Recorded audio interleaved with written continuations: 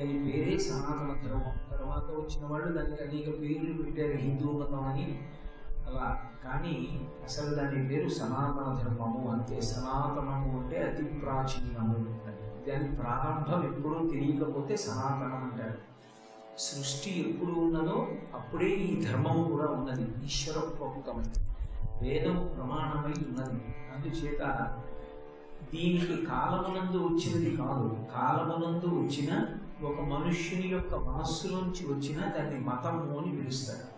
మతము అంటే ఒక మతి నుండి పుట్టినది. అందుకే మిగిలిన విశ్వాసములన్నిటికీ ఎవరో ఒక ఆర్జుడు ఉంటాడు, ఆయన నుండి ప్రారంభం అవుతుంది మతం. ఆయనకి ముందు ఆ మతం ఉండదు. సనాతన ధర్మం అలా కాదు. సనాతన ధర్మం ఒక వ్యక్తితో ప్రారంభమైంది కాదు. అది ఎప్పుడు ప్రారంభమైంది అంటే ఎవరు చెప్పలేరు. సృష్టి ఎప్పుడు ప్రారంభమైందో ధర్మము కూడా అప్పుడే ప్రారంభమైంది. అందుకే ఈశ్వరుడు ఒకటి, వేదం ఒకటి కాదు. ఈశ్వరుని ఊపిరియే వేదము కనుక ఆ వేదము ప్రమాణముగా సనాతన ధర్మం ఉంటుంది. సనాతన ధర్మము కన్నా చెప్పేవాళ్ళు లోకంలో ఇంకా ఎవరు ఉండరు. ఎందుచేత అంటే సనాతన ధర్మమునందు ప్రధానమైనటువంటి అంశములు 3 ప్రతిపాదింపబడతాయి. 1 ధర్మము, 2 సత్యము, 3 శాంతి. ఈ 3టిని ప్రతిపాదన చేస్తుంది. సత్యము, ధర్మము, శాంతి ఈ 3టి కన్నా పైన ఏదో ఉంది అని చెప్పేటటువంటిది ఇంకేమీ లేదు. అందుకే ఎవరు చెప్పినా ఇది చెప్పింది చెప్పాలి తప్ప సనాతన ధర్మమునందు చెప్పబడని ఒక విషయాన్ని మేము చెప్తున్నామని చెప్పగలిగిన వాళ్ళు ఇక ఈ లోకంలో ఉండరు. ఇక ముందు లేరు, ఇక పైన ఉండరు. కాబట్టి అంత సమగ్రమైనటువంటిది. అందుకే దీనికి సార్వభౌమిక మతము అని ఒక పేరు. సార్వభౌమిక మతము అంటే ఏదో చక్రవర్తిత్వముతో కూడుకున్నది అని కాదు దాని అర్థం. సర్వభూమికల ఎందున్న వారిని ధరించగలిగినది అని. అంటే ఒక్కొక్కరికి ఒక్కొక్క స్థాయి ఉంటుంది. అందరూ ఈశ్వరుణ్ణి అందుకోవడంలో ఒకే పథంలో ప్రయాణం చెయ్యలేరు. అందరూ జ్ఞాన మార్గంలో వెళ్ళలేరు. అందరూ శరణాగతి చెయ్యలేరు. అందరూ భక్తి మార్గమునందు ఉండలేరు. అందరూ జ్ఞాన మార్గమునందు ఉండలేరు. అందరూ కర్మ మార్గమునందు ఉండలేరు. కానీ ఎవరు ఎక్కడ ఉన్నా, ఏ స్థాయిలో ఉన్నా అందరినీ కూడా పైకి తీసుకొచ్చి ఈశ్వరుడి వైపుకు నడిపించగలిగినటువంటి దక్షత కలిగినటువంటి విశ్వాసము కనుక ధర్మమును ప్రతిపాదన చేస్తుంది. కాబట్టి దీనికి సార్వభౌమిక మతము అని పేరు వచ్చింది. అటువంటి అభిప్రాయములతో కూడుకుని ఉన్నది. ఈశ్వర ప్రోక్తమైనటువంటి వేదము ప్రమాణమై ఉన్నది కనుక దీని యందు ఈశ్వరుడు ఉన్నాడనేటటువంటి ఆస్తిక్య బుద్ధి అత్యంత ప్రధానమైనదై ఉంటుంది. దానికి అనుషంగికమే పునర్జన్మ సిద్ధాంతం. అందుకే ఈశ్వరుడు ఉన్నాడు అని అంగీకరించడం, పునర్జన్మ ఉన్నది అని అంగీకరించాడు అనడానికి గుర్తు బొట్టు పెట్టుకుంటాడు. బొట్టు పెట్టుకున్నాడు అంటే గుర్తు ఏమిటంటే నేను పునర్జన్మ ఉన్నది అని అంగీకరించుతున్నాను. నా పాపములన్నింటినీ ఎవరో కడిగేస్తాడు, నేను ఏం చేసినా క్షమించేస్తాడన్న మాట చెల్లదు. నువ్వు ఒక కర్మ చేసినప్పుడు ఆ కర్మను అనుభవించవలసిందే. దాని కొరకు పునర్జన్మ స్వీకరించాలి. కర్మకి ఫలితం ఉంటుంది. పునర్జన్మ స్వీకరించాలన్నప్పుడే నడవడి నియంత్రింపబడుతుంది తప్ప నువ్వు ఏం చేసినా క్షమింపబడతావు అన్ననాడు ఎవరు ఏం చెయ్యడానికి భయపడరు. కాబట్టి అసమగ్రమైనటువంటి విషయాలను ప్రతిపాదన చెయ్యదు సనాతన ధర్మం. అప్పుడు ఈశ్వరుడు ఎందుకు? కర్మ గొప్పది కదా, నేను ఏం చేశానో అదే కదా నాకు ఫలితాన్ని ఇస్తుంది. అప్పుడు కర్మ గొప్పదా, ఈశ్వరుడు గొప్పవాడా అంటే కర్మ కన్నా ఈశ్వరుడు ఎందుకు గొప్పవాడవుతాడంటే మనం చేసినటువంటి కర్మల వలన వచ్చినటువంటి పాపాన్ని కానీ పుణ్యాన్ని కానీ క్షయం చేసేటటువంటి శక్తి ఈశ్వరుడి యొక్క ఉంటుంది. అయ్యా నేను ఇంత పూర్వం తెలియక ఎన్నో పాపాలు చేశాను, కానీ ఇక నుంచి నేను అలా పాపం చెయ్యాలనుకోవట్లేదు. శాస్త్రాన్ని ప్రమాణంగా స్వీకరించి బ్రతకాలనుకుంటున్నాను. అందుకని నేను చేసిన తప్పులన్నిటినీ క్షమించు అని త్రికరణ శుద్ధిగా ఎవరు ఈశ్వరుణ్ణి ప్రార్థన చేస్తారో అటువంటి వారి దోషములన్నిటినీ కూడా ఈశ్వరుడు తొలగతోస్తాడు. లేకపోతే ఈశ్వరుడి దగ్గర క్షంతవ్యోమయ పరాధ శివ శివ శంభో మహాదేవ శంభో అని అడగడం కనుక అర్థం ఉండదు. ఆయన క్షమించగలిగిన దక్షత కలవాడు కాకపోతే ఆయన దగ్గరికి వెళ్ళి నన్ను క్షమించండి అని అడగడం, ఇప్పుడు శాస్త్రాన్ని పట్టుకుని భక్తి మార్గంలో ప్రవేశించడం రెండూ అనవసర విషయాలే అవుతాయి. చేసిన కర్మని తుడిచేయగలిగిన వాడు లేడు అంటే. కాబట్టి భక్తి అనేటటువంటిది అత్యంత ప్రముఖమైన సాధన. భక్తి ఆలంబనం ఎక్కడ ఉంటుంది అంటే పరిశీలన ఉన్నట్టు. పరిశీలనము లేని చోట భక్తి నిలబడదు. భక్తిని సంతత తైలధార అని పిలుస్తారు. ఒక గిన్నెతో నూనె పట్టుకుని ఇంకొక గిన్నెలోకి పోస్తుంటే సన్నటి ధార ఎలా పడుతుందో, మధ్యలో ఎక్కడ విచ్ఛిన్నం లేకుండా, అలా ఎప్పుడూ భగవంతుడి గురించినటువంటి స్మరణలు మదితో తిరుగుతున్నటువంటి వాడు ఎవరుంటాడో ఆయన భక్తి కలిగిన వాడు అని ప్రతిపాదన చేస్తారు. ఏదో ఉదయం వేళ పూజా మందిరంలోకి వెళ్ళి ఒక అరగంట సేపు కూర్చుని బయటకు చేసిన వాడి భక్తి పరిణతి భక్తి అని చెప్పడం కష్టం. అందుకే స్వామి వివేకానంద ఒక మాట అంటారు, పూజా మందిరంలోకి ప్రవేశించడం, పూజ చేయడం తప్పు కాదు, కానీ పూజా మందిరంలో చచ్చిపోవాలనుకోవడం తప్పు. ఎందుకంటే పూజా మందిరంలో చచ్చిపోతేనే భగవంతుడు ఉంటాడని ఎవడనుకుంటాడో వాడు ఎదిగినవాడు కాడు. క్రమక్రమంగా అంతటా భగవానుడు తప్ప వేరొకటి లేదన్న భావన ఎవడు పొందుతాడో వాడు భక్తితో కూడిన కర్మాచరణము వల్ల సంతసించిన పరమేశ్వరుని యొక్క అనుగ్రహం చేత జ్ఞానం పొందిన వాడై ఉంటాడు. అందుకే వేదమంత్రంలో ఉన్న కర్మకాండ ఒక స్థాయిలో ఫలిస్తే జ్ఞానంగా మారిపోతుంది. నేను మీతో ఒక ఉదాహరణ చెప్పాలి అంటే, యజుర్వేదంలో ఒక మంత్రం ఉంది, నమచ్చోరాయ చ శిష్ప్యాయ చ భైన్యాయ చ సికత్యాయ చ ప్రవాహ్యాయ చ అని. ఈ మంత్రం అందరికీ పరిచయం, అందుకే నేను ఆ మంత్రాన్ని ప్రతిపాదన చేశాను. పరమశివుడికి అభిషేకం చేసేటప్పుడు ఈ మంత్రాన్ని వాడతారు. నమచ్చోరాయ చ అంటే ఎవరికి నేను నమస్కరిస్తున్నాను అంటే దొంగది నమస్కరిస్తున్నాను. ఎవరు దొంగ? ఈశ్వరుడు దొంగ. అందుకని అలాగే పిలుస్తున్నాను, నమచ్చోరాయ చ, ఓ ఈశ్వర మీరు దొంగ, దొంగ రూపుడైన మీకు నమస్కరించుతున్నాను అంటున్నాం.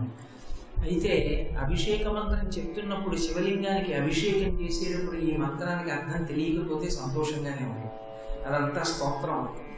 ఆ మంత్రానికి అర్థం తెలిసింది అనుకోండి, అదేమిటంటే దొంగకి నమస్కారం ఏంటి, ఆయన చేసిన దొంగతనం ఏమిటి అనిపిస్తుంది. ఆయన చేసిన దొంగతనం ఏమిటంటే, ఎవడు మనకి తెలియకుండా ఒక పని చేస్తాడో వాడి దొంగ అంటాం. ఎవడు మనకి తెలియకుండా ఒక పని చేస్తాడో వాడి దొంగ అంటాం. నాకు తెలియకుండానే నా జేబులో ఉన్నటువంటి పరుసు ఎవరో పట్టుకుపోయారు అనుకోండి, ఎవరు పట్టుకుపోయారో నాకు తెలియదు, కానీ ఎవరు పట్టుకుపోయారండి అంటే దొంగ పట్టుకుపోయాడండి అంటే నాకు తెలియకుండా చేసిన వాడెవరో వాడు దొంగ. మాంసనేత్రములకు కనపడకుండా ఈ ప్రపంచాన్నంతటినీ సృష్టించిన వాడెవరో వాడు మాత్రం కనపట్టలేదు, కానీ వాడు మాత్రం అంతటా ఉన్నాడు. నెయ్యి ఎక్కడుంది అంటే పాలలోనే ఉంది. పాలలో ఉన్న నెయ్యి కనపడుతుందా? కనపడదు. కానీ కొంత పరిశ్రమ చేస్తే నెయ్యి కనపడదు. పాలని కాచి ఎర్రగా ఆగిన తరువాత తోడు పెట్టి పెరుగైన తరువాత కవ్వం పెట్టి చిలికి వెన్న పైకి వచ్చాక అగ్నిహోత్రం మీద కప్పం చేస్తే నెయ్యి వచ్చింది. నెయ్యి ఎక్కడుంది? పాలలోనే ఉంది. పాలలోనే ఉన్న నెయ్యి కనపడకపోయినా పరిశోధన చేస్తే, కొంత పరిశ్రమ చేస్తే, సాధన చేస్తే పాలలోంచి నెయ్యి వచ్చినట్టు పాల నిండా ఉన్న నెయ్యిలా విశ్వమంతా విశ్వనాథుడు ఉన్నాడు. విశ్వమంతా నిండిన విశ్వనాథుడు ఎప్పుడు కనపడతాడు అంటే సాధన చేస్తే కనపడతాడు. ఆ సాధనాక్రమం చేస్తే తప్ప కనపడకుండా అంతటా నిండి ఉండి కూడా దొరకని వాడు ఎవరున్నాడో వాడిని దొంగ అని పిలిచారు. అందుకే అన్నమాచార్యుల వారు కీర్తన చేస్తూ, గుడి తిరిగిన దొంగ గూ వాడు గుడిలోకి దాగేనే గూ అన్నారు. అది ఆర్తి అన్నమాట కాదు. అందరూ దేవాలయానికి వెళ్తారు. అన్నమాచార్య స్వామి గారు దేవాలయానికి వెళ్ళారు. దేవాలయానికి వెళ్ళడం అన్న మాట వెనుక ఒక ఆర్తి. ఆర్తి లేనివాడు దేవాలయానికి వెళ్ళడానికి, ఆర్తి కలిగిన వాడు దేవాలయానికి వెళ్ళడానికి అస్థిమశనాంతర భేదం.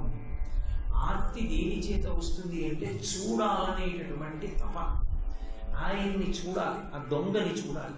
నేను ఇందాక మీతో అన్నాను కదా, నమచ్చోరాయ చ, నాకు కనపడకుండా ఇవన్నీ చేస్తున్న దొంగ ఎక్కడున్నాడు? ఒక మామిడి పండు నేను తినేసి టెంక బయట పారేస్తే కొంతకాలానికి ఎండిపోతుంది. ఎండిపోయిన టెంక మీద మట్టి కప్పడిపోతే అది మట్టిలో వెళ్ళిపోతుంది. ఆ వెళ్ళిపోయిన మట్టి మీద ఎప్పుడో మళ్ళీ ఆషాఢ మాసంలోనో శ్రావణ మాసంలోనో ఒక వర్షపు చిరుకు పడితే అది అందులోంచి అంకురము మొలకెత్తి మళ్ళీ ఓ మామిడి చెట్టు పైకి వస్తాం. అందులో వ్యూహం దాచి వాన చినుకు తగిలేటప్పటికి అందులోంచి పైకి వచ్చేటట్టు చేసినటువంటి ఆ గొప్ప శిల్పి ఎవరు అని నాకు ఆతృత కలిగిందనుకోండి. రోడ్డు మీద అంతా మట్టి చిమ్మబడుతున్నప్పుడు రోడ్డు పక్కన ఉన్న ఉమ్మెంత చెట్టుకి పూసినటువంటి తెల్లటి ఉమ్మెత్త పువ్వు అప్పుడే దుకాణంలోంచి తీసుకొచ్చినటువంటి గ్లాస్కో పంచకన్నా తెల్లటి పువ్వుని సృజించిన వాడెవరు?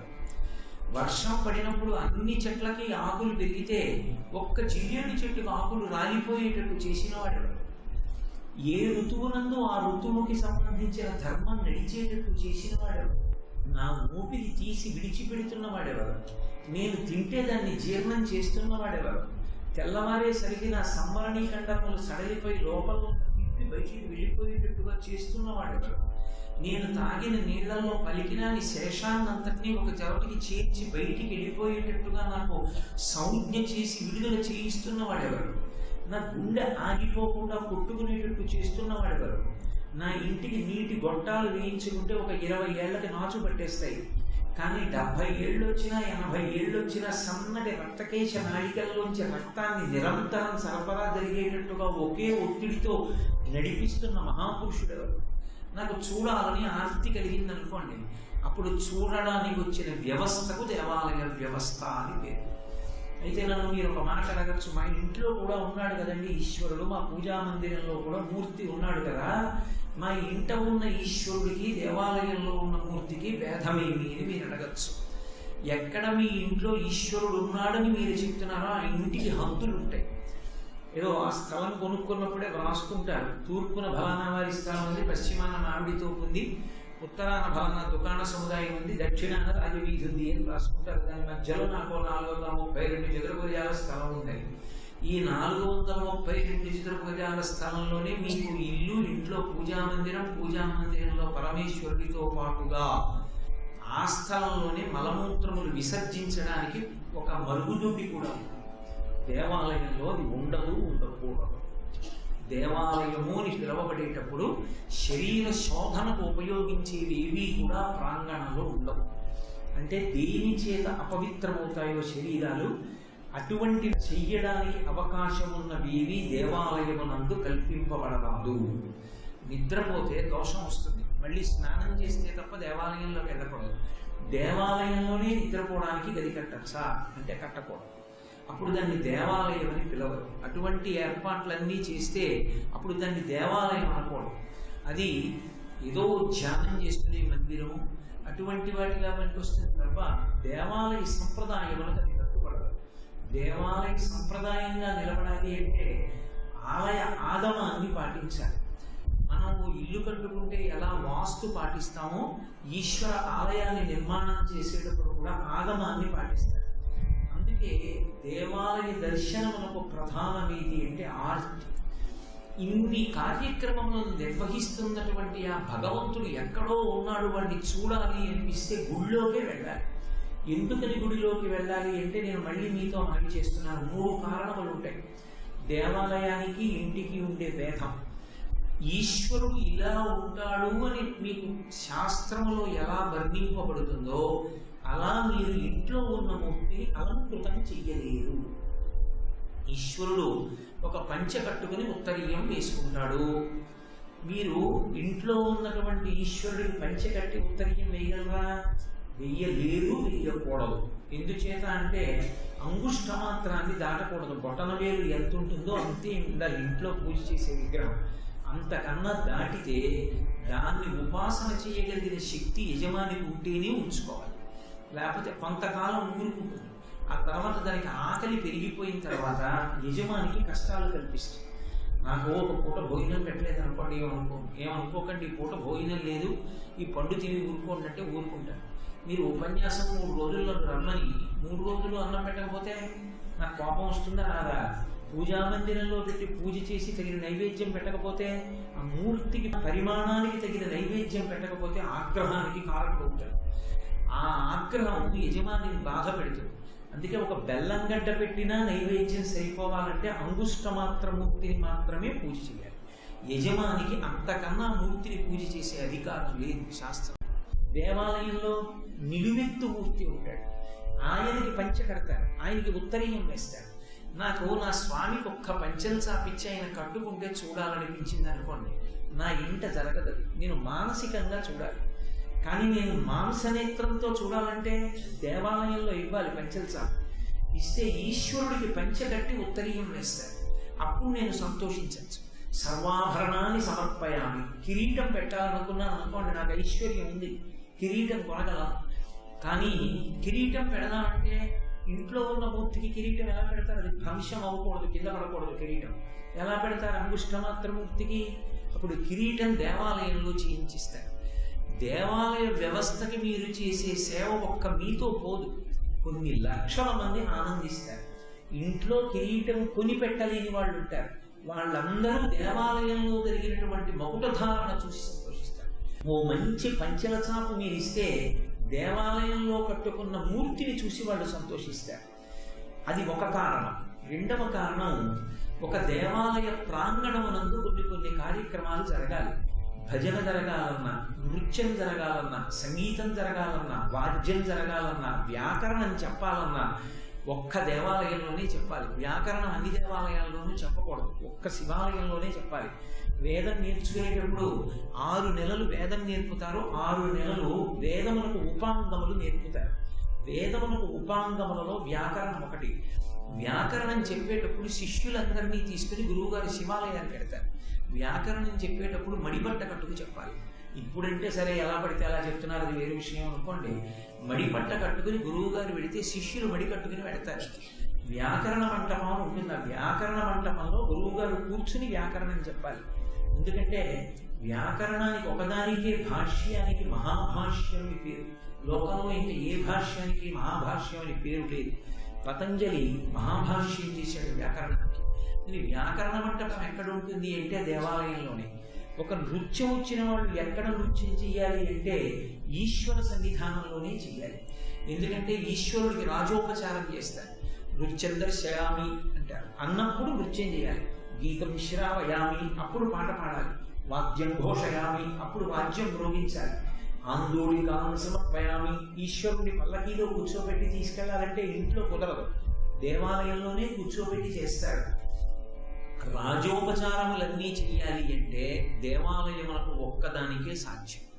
మూడవది, ప్రతి వారు ఆశ్రయించి ఈశ్వరుణ్ణి సేవించడానికి అవకాశము దేవాలయమునందు మాత్రమే ఉంది. మా ఇంట్లో పూజామందిరం ఉంది, ఆ పూజామందిరంలో ఒక సింహాసనం ఉంది. ఆ సింహాసనమునందు మూర్తులు ఉన్నాయి, నా చేత ఆరాధింపబడే స్వామి యొక్క స్వరూపాలు ఉన్నాయి. కానీ దానిని వచ్చి మీరు ముట్టుకోవడానికి అవకాశం ఉండదు. దాన్ని ముట్టుకోవాలి అన్నా, నేను పూజ చేసేటప్పుడు వాడేటటువంటి సంభారములను ముట్టుకోవాలి అన్నా ముగ్గురికే అధికారం ఉంటుంది. కన్యాదానం చేసి కూతురు కూడా ముట్టుకోకూడదు. కూతురికి కూడా దీక్షలో ఉన్నప్పుడు కూతురు కూడా అన్నం వండి పెట్టడానికి వీల్లేదు శాస్త్రం. ఒక్క భార్య ముట్టుకోవచ్చు, కూతురు ముట్టుకోవచ్చు, సంప్రదాయక శిష్యుడు ముట్టుకోవచ్చు. గురువుగారి దగ్గర మంత్రోపదేశం పొందిన శిష్యుడు గురువుగారికి చేసేటటువంటి చాలా గొప్ప సేవ ఏమిటంటే, గురువుగారు పూజకి వెళ్ళడానికి ముందరే శిష్యుడు గురువుగారి ఇంటికి వెడతాడు. వెళ్ళి గురువుగారికి సంబంధించినటువంటి పూజా సంపుటాన్ని అంతటినీ కూడా శుభ్రం చేసి ఆయన పూజా మందిరాన్ని తుడిచి ముగ్గు పెట్టి పీట వేసి గురువుగారు వచ్చేటప్పటికి అక్కడ నీళ్లు అవి అన్నీ పెడతాడు. గురువుగారు పూజ చేసుకునేటటువంటి క్రమం శిష్యుడికి తెలియాలి. తెలిసి ఆ క్రమంలో అమర్చాలి. గురువుగారు ధ్యానం చేసి పూజ చేసిగా చేయి పెడితే శిష్యుడు ఖచ్చితంగా కావలసింది చేతిలో పెట్టేస్తాడు. ఎందుకు పెట్టేస్తాడంటే గురువుగారి హృదయం తెలుసు, దేని తర్వాత ఆయన ఏం చేస్తారో తెలుసు శిష్యుడికి. అందుకే కొడుకు ఎంతటి వాడో శిష్యుడు అంతటి వాడు. ఆయన ఇలా కుడి చేయి చాపితే ఆ చేతిలోకి పెడతాడు. పెట్టగానే దాంతో గురువు సేవ చేసుకుంటాడు. నా ఇంట్లో ఉన్న పూజా మందిరంలోకి మీ ఎవ్వరూ ప్రవేశించడానికి అధికారం ఉండదు.